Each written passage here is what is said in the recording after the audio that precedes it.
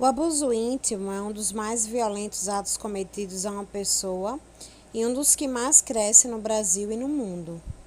De todas as vítimas que passam por algum tipo de violência, apenas 50% fazem uma denúncia formal. O medo, a vergonha, a dor tanto física quanto emocional são fatores que contribuem para que esse silêncio aconteça. Muitas vezes os traumas emocionais são mais delicados que os traumas físicos, porque para tratar uma pessoa de violência emocional de abuso, se exige muitas técnicas diferenciadas. Mas eu te ajudo nisso com a hipnose, com a reprogramação mental e emocional, que é a mudança de informação cerebral a nível neuronal, com o Theta Healing e com o TQC, que é uma das ferramentas que eu utilizo. Para você entender melhor, nos últimos 10 anos, a percepção psicológica e social sobre o abuso íntimo progrediu consideravelmente, passando a ser visto como um ato violento não aceitável. E por isso hoje se incentivam comerciais de combate à violência desse tipo. E por que uma pessoa pode cometer abuso em outra pessoa? Muitos podem ser os motivos, na verdade, eu vou dar alguns exemplos. Por exemplo, o agressor pode ser motivado pela dominação e desonra da vítima. O agressor sente prazer em machucar a sua vítima. O agressor sente prazer em causar medo em sua vítima. O agressor possui distúrbios de personalidade e é considerado como psicopata nos contextos sexual. Em alguns casos, o agressor que abusa sexualmente de uma pessoa, seja ela criança ou adulto, foi também uma vítima de abuso ou foi negligenciada quando criança. Não é uma desculpa se tornar um violentador, claro, mas esse é apenas um fato. Algumas pessoas abusam sexualmente de outros para que possam sentir o poder e o controle que não sentem em seus relacionamentos com outros adultos ou em suas vidas, rotinas. É óbvio que nenhuma dessas razões justificam o ato de violência. Independente do motivo do abuso, os efeitos dos transtornos causados por esse tipo de violência são graves e podem durar a vida inteira. Desculpas ou falas sobre que foi um incidente isolado, que foi devido ao álcool, ou que a pessoa que abusou sexualmente foi induzida pela própria vítima, são frequentemente usadas para negar a responsabilidade do ato em si. O abuso é sempre de responsabilidade da pessoa que abusou. De 4 das 5 situações em que crianças, por exemplo, são abusadas, geralmente são por pessoas que elas conhecem e confiam. O agressor pode ser o pai, a mãe, o avô, o cuidador, o irmão, a irmã, vizinho, professor, médico, líder da igreja e assim por diante. Muitas vezes a pessoa que abusou sexualmente está em posição de confiança e pode tirar proveito das oportunidades que essa confiança oferece para abusar da pessoa. Muitas vítimas de abuso sexual têm medo de revelar o abuso e podem encobrir o que aconteceu. O abuso pode causar enormes dores e dificuldades de longo prazo para os sobreviventes, também para suas famílias e amigos. E é por isso que a prevenção de abuso e tratamento para pessoas que sofreram abuso é tão importante. Cerca de 89% daqueles que cometem abuso íntimo são membros da família ou conhecidos da vítima, e apenas 11% são cometidos por desconhecidos, ou seja, estranhos. A importância do tratamento para pessoas que são ou que sofrem abuso, que estão sofrendo ou que sofrem abuso. É muito importante entender os sentimentos de quem sofre o abuso íntimo e as consequências emocionais que ele pode acarretar. Pessoas que passaram ainda passam por esse trauma sentem muitas coisas como dificuldade de se relacionar com outras pessoas, seja do mesmo sexo ou do sexo oposto. Pode ser estimulada a preferir o mesmo sexo quando o abuso foi realizado pelo sexo oposto. Sentimentos de culpa podem gerar autoflagelo, sentimentos de nojo sobre si mesmo, automutilação como forma de se punir por ter permitido que algo do tipo acontecesse, sentimentos de impotência e vulnerabilidade, medos constantes, dificuldades em manter sexo com outra pessoa, pesadelos de insônia, depressão, síndrome do pânico, borderline, ansiedade generalizada e até doenças psicossomáticas. A total compreensão e apoio familiar e de amigos próximos são de vital importância nesse processo de superação de quem está sofrendo um trauma causado por abuso íntimo, e a orientação e tratamento terapêutico devem ser uma opção de autoajuda. E quais são os fatores que podem impedir a vítima de abuso íntimo de denunciar esse crime ou falar sobre o assunto? O medo, às vezes, né, a convivência com o agressor que cometeu o abuso é próxima, isso deixa a vítima temerosa quanto a como as pessoas irão reagir se souberem e se acreditarão nela. Então, por medo, né, acaba evitando falar sobre o assunto e até denunciar. A culpa, né, que é um choque psicológico, pode trazer sentimentos confusos, como, por exemplo, que a responsabilidade pode ter sido, né, da própria pessoa, entendeu? Então, perguntas como: será que de alguma forma eu permiti isso? Será que eu fiz entender que gostaria disso? Podem ser perguntas que rondam a cabeça da pessoa, principalmente quando o agressor, durante o ato, menciona isso com linguagens ofensivas e depravadas. Ou ainda se ele passa na cara dessa pessoa, por assim dizer, tá? Que tudo aconteceu por culpa da pessoa e não do agressor. Que dizem, né? O agressor pode dizer que ele não fez nada, que quem fez foi a vítima, assim se fazendo de coitado. Então, essas e outras questões podem estar constantemente na vida de quem sofreu a agressão. A vergonha também, tá? De ter sofrido abuso. E dificuldades, né, para falar no assunto. Resistência mesmo em solucionar o problema. Mas como superar os traumas causados pelo abuso e seguir em frente? É claro que as marcas de quem sofreu um abuso íntimo são profundas. No entanto, existem maneiras de voltar a viver com felicidade, amor e com o desejo de se relacionar de maneira saudável. Então, vou dar algumas sugestões. Primeiro, é preciso fazer terapia urgentemente. Muitas pessoas que sofrem de abuso ainda hoje, têm buscado ajuda terapêutica para melhor enfrentar essa questão e sensação de impotência. Eu vou contar aqui algumas histórias e mostrar como essas pessoas, através da minha ajuda, superaram a questão. Todas essas pessoas, eu vou salientar que elas me autorizaram, né? Esse texto ele está redigido no meu blog também, no meu site, e lá tem o depoimento delas, a autorização, e aqui eu vou falar um pouquinho da história delas, de uma forma bem resumida. Laís e o abuso constante de seu marido.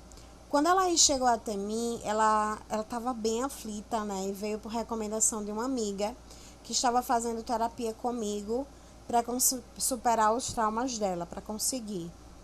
Essa amiga da Laís, inclusive, já havia tentado tratamento com psicólogos e, por ter depressão, se consultava com psiquiatra, mas sem sucesso de melhora.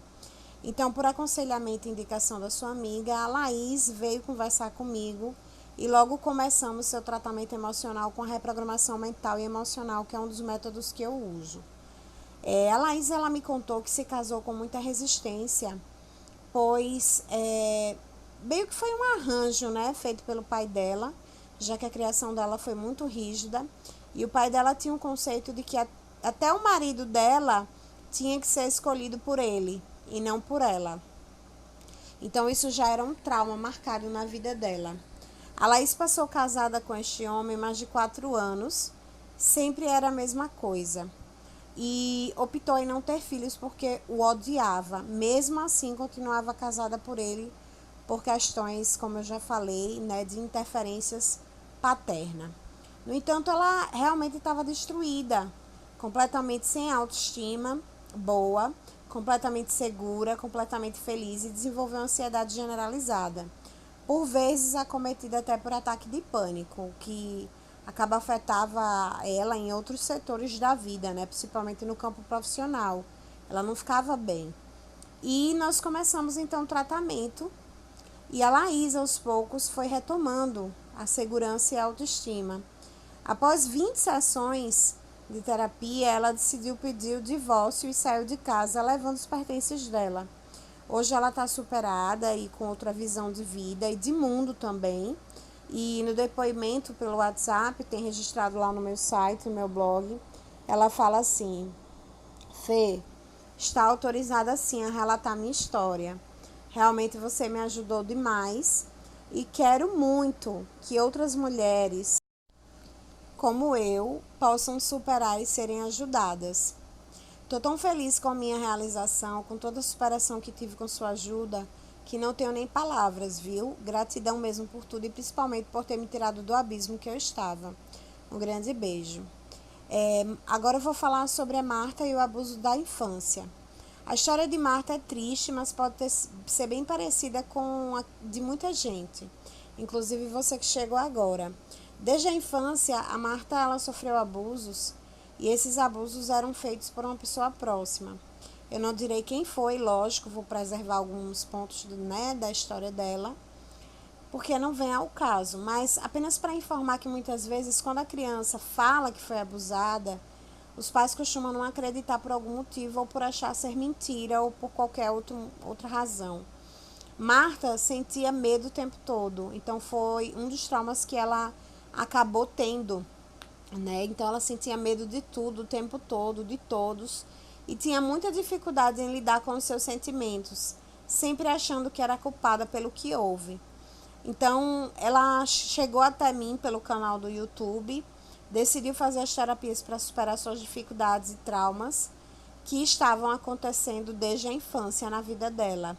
Então, se você conhece alguém ou tem uma história como a de Marta, onde foi abusada desde criança por alguém conhecido, que se achava, né, poder confiar, por assim dizer, você sabe muito bem o quanto essa dor é profunda e reflete em diversos aspectos da vida.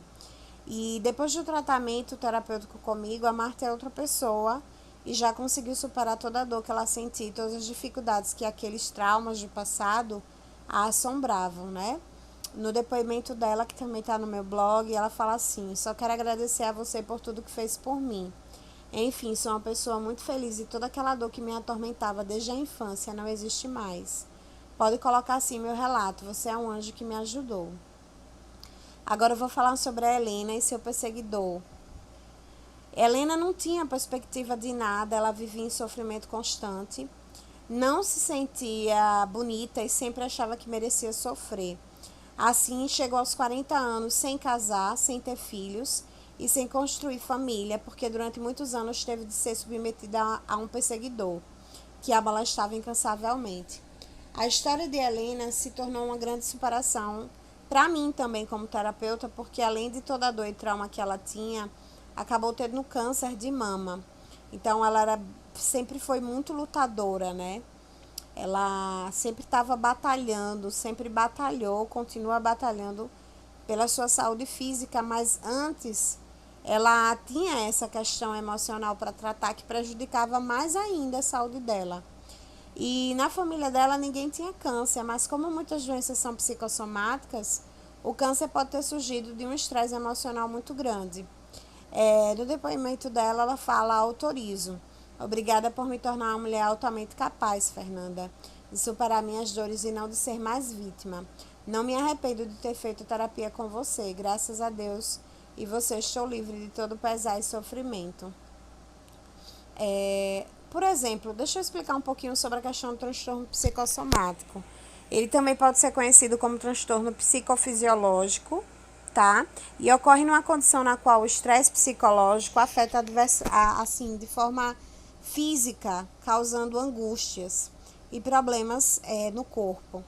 É um estado de disfunção ou de dano que acaba afetando órgãos, né, do corpo e afeta também o sistema sensorial e os órgãos de descarga interna. Então, esses distúrbios, eles são decorrentes do estresse e podem se revelar com hipertensão, enfermidades respiratórias, problemas gastrointestinais, enxaquecas como dor de cabeça, tensão, dores, fraquezas, dermatites, úlceras, dentre outras muitas. Então, assim, o termo psicossomático, ele se funde a duas palavras gregas que se unem, que significa psique de mente e soma que significa corpo, né? Corpo e mente. E quer dizer que mente e corpo estão relacionados. Ou seja, um distúrbio psicossomático é uma doença que envolve a mente e o corpo. A palavra ela foi registrada pela primeira vez no século XIX, e provavelmente por fonte alemã ou inglesa. Só que dizem que a base para o movimento psicossomático foi difundido há 2.500 anos na Grécia Antiga, no século V a.C. Os princípios hipocráticos, eles enfatizaram o que são considerados alguns dos princípios básicos da medicina psicossomática. Então, o distúrbio psicossomático, ele é uma doença física causada ou agravada por fatores mentais, tá? Por exemplo, pessoas com depressão severa, elas costumam parar de cuidar de suas necessidades físicas, como comer, dormir, fazer higiene pessoal, porque elas estão doentes no sentido emocional, né? A mente está doente, então acaba afetando as suas atitudes e a sua relação com o seu corpo e o meio externo. Então, algumas doenças físicas, elas tendem a ser agravadas por esses fatores de ansiedade e estresse, somatizando, né, distúrbios e gerando também problemas de saúde. Então, essa conexão entre mente, que tem a ver com crenças, pensamentos e emoções, e as diferentes partes do corpo, se associam também a problemas físicos e por isso muitas pessoas adoecem. Os distúrbios psicossomáticos, eles podem parecer apenas físicos, mas eles têm origem sim de emoções do inconsciente ou dissociadas da consciência, tá?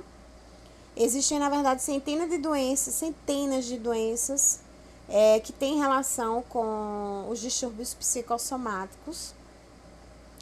E por isso que hoje é dado assim, muita ênfase para essa conexão mente e corpo, onde hoje as pessoas já entendem que os fatores emocionais desempenham sim um papel no desenvolvimento de quase todas as doenças orgânicas e que os sintomas físicos experimentados pelos pacientes, eles estão relacionados a fatores interdependentes que podem incluir o biológico, o psicológico e o ambiental. Então, cada pessoa ela responde de uma maneira diferente ao estresse. E aí as emoções afetam a sensibilidade, né? Geram um trauma. Consequentemente, surgem elementos irritantes do ambiente. E aí a pessoa fica suscetível a infecções, né? E com problemas, né, relacionados a doenças mesmo, patologias. Por isso, mais do que nunca, nós não podemos rejeitar ou ignorar essa interconectividade da mente, corpo e do espírito, tá bom? Então, a medicina, mente e corpo, ela compartilha dessa abordagem holística e trabalha em todos esses fatores que eu falei, né? Dos traumas, do estresse, das emoções. Bom, sobre a Helena, ela hoje está se recuperando do câncer com muito alto amor. E acabou de vencer mais uma etapa da sua vida, estando, né, motivada, determinada, mais feliz para lutar, consciente de que o equilíbrio do seu emocional impacta a sua saúde física também. Agora eu vou dar algumas dicas rápidas para vencer os traumas provenientes de abusos, tá? Enfrentar o fato é um deles, não adianta fingir que nada aconteceu ou tentar empurrar, como se diz a história, a poeira para debaixo do tapete.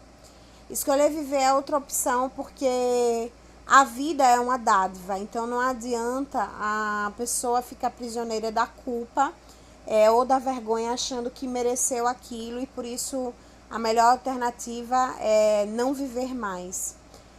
Eu indico também fazer o mais breve possível a terapia, com ajuda profissional, não qualquer terapia, mas uma terapia funcional e que tenha com base essa reprogramação mental e emocional, porque vai trabalhar nos elementos mais importantes do ser humano. Ter o apoio da família, se possível, é muito bom, não em todo caso vai ser, mas se possível contar com pessoas que entendam, tá? Ter boa autoestima para conseguir também superar e permitir-se, acima de tudo, o auto-amor. Amar-se acima de todas as coisas, né? Não sentir culpa, se perdoar pelo que aconteceu, porque está muito ligada a culpa com essa questão, né, de não se perdoar, achando que realmente a culpa foi da vítima e não do agressor. Então, se você precisar de ajuda, conte comigo. e eu com certeza te ajudarei, tá bom? Um grande abraço.